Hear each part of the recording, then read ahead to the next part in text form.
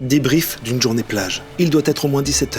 En réalité, il est 13h42. J'ai porté un parasol cassé et 2 sacs humides à me brûler les pieds pendant 27 minutes pour trouver le bon spot. Ça va, oui. C'était pas le bon spot. À 13h30, j'ai mangé un gâteau au chocolat et au sable. Il y a aussi du sable dans mon téléphone, dans mes bourrelets et dans mon âme. J'ai remis de la crème solaire sur du sable déjà collé. Je suis désormais un poisson pané. À la plage, on accepte d'être nu entre inconnus. En novembre, si je fais ça au Franprix, j'ai une amende. D'ailleurs, les gens sont à moitié nus sur la plage mais pensent à cacher leurs pieds dans le sable, comme si leur orteil était la partie la plus honteuse de leur corps. J'ai crié « Attention !» à un ballon qui ne venait pas du tout vers moi. J'ai testé l'eau, elle est bonne après 20 minutes. J'y suis resté que 30 secondes. On m'a dit « Tu peux rester 2 minutes pour surveiller les affaires ?» Ça marche, à toutes. J'ai répondu oui, comme on dit oui à un déménagement, c'est-à-dire sans réfléchir. Quand ils sont revenus, j'avais 52 ans, 3 enfants et un crédit immobilier. Je me suis changé sous la serviette, elle a glissé. Un enfant m'a vu, je pense qu'il ne croit plus en l'été. Il est 18h, j'en ai marre à la minute où je suis arrivé. Ce soir, il y aura des bouchons pour rentrer. Demain, pour sûr, on y retournera. Débrief de mes vacances chez mes darons. Jour 4, ressenti 42. La chaise du jardin a désormais fusionné avec mon corps. Je n'ai pas bu une goutte d'eau depuis mon arrivée, uniquement du rosé et du pulco citron. Ma mère m'a demandé si je voulais du melon à midi. Du melon ? Elle doit penser que c'est un traitement préventif. Mon père regarde les chaînes infos très fort, comme s'il attendait le début d'une guerre et qu'on compte nos morts. Mais de toute façon, il dort. Ils veulent faire une brocante dimanche. J'ai dit ok. Dans ma chambre, il y a encore mes BD Titeuf, ma vieille chaîne IFI. Ici, le monde s'est arrêté en 2004. À midi, il y avait 5 entrées, 2 plats et une tarte maison. Je me suis dit qu'on fêtait Noël, mais non, on était mardi. On regarde Fort Boyard comme si c'était Game of Thrones. J'ai dû expliquer à mon père qui était Big Flo. Big Flo, c'est un chanteur.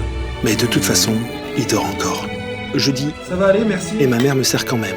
Je suis devenu figurant dans un sketch de ma propre vie. J'ai décidé de passer mes vacances chez mes darons. Et pendant ce temps-là, mon père... Débrief de mon footing. 7 minutes d'effort. Ressenti, mort cérébrale. J'ai mis plus de temps à choisir ma playlist qu'à courir. Et quand j'ai commencé à courir, j'avais plus de batterie. J'ai couru dans le silence de ma propre route. Mon t-shirt est trempé. Mon ego aussi.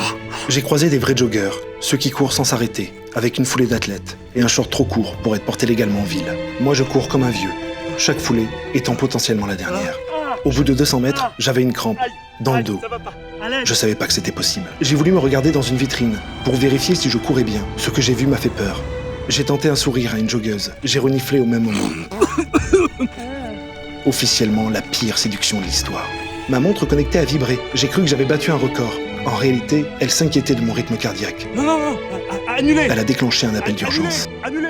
Je cours en rond autour de chez moi, comme si j'essayais de fuir sans vraiment partir. La pire des fugues. J'ai l'impression d'avoir 13 ans, dans un corps de 72 ans. Ça fait mal. Je me suis dit, c'est cool pour une reprise. La prochaine séance, ce sera mieux. La prochaine séance, il n'y en aura pas.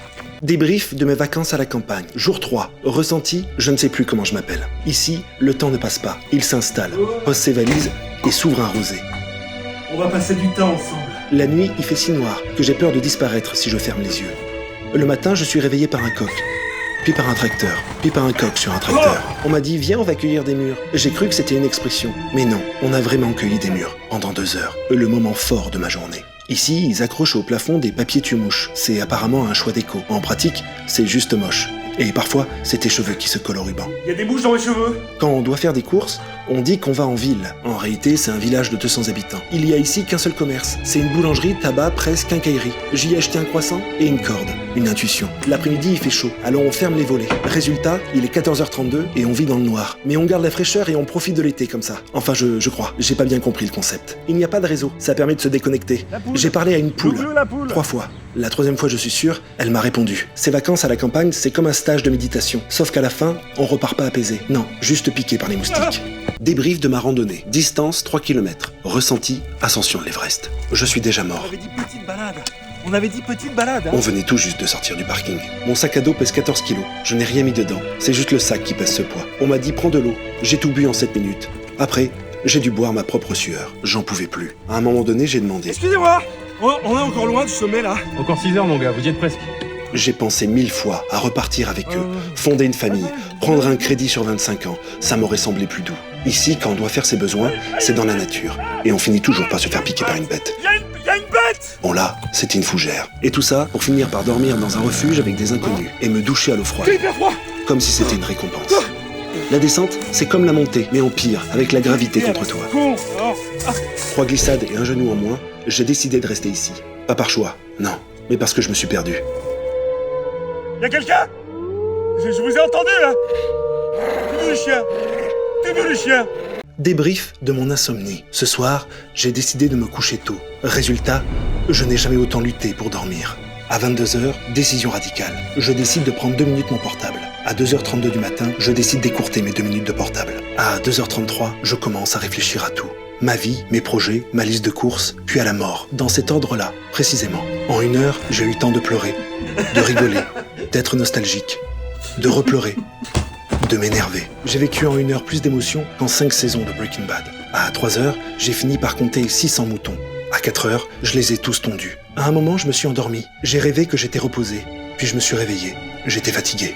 Plus les heures passaient, plus je me disais, si je m'endors maintenant, Allez, 4 heures. j'ai encore 4 heures de sommeil. Puis 3 heures.